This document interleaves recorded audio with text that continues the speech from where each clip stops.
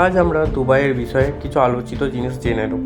আপনারা সকলেই দুবাইয়ের বড় বড় বিল্ডিং এবং বিলাসিতাই দেখেছেন, কিন্তু তার পিছনে আরও কিছু জিনিস আছে, সেগুলো হয়তো জানেন না। আজ আমরা সামান্য কিছু জিনিস আমরা জেনে নেব। তো চলুন শুরু করা যাক। আমরা সকলেই জানি শেখ জায়েদ ওখানকার রুলার।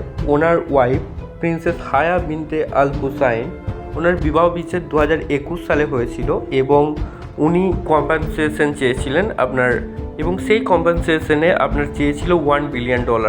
তো তখন কোর্টে ওনাকে জিজ্ঞাসা করা হয়েছিল যে আপনি এতটা কেন চার্জ করছেন, এত টাকা কিসের জন্য আপনার প্রয়োজন।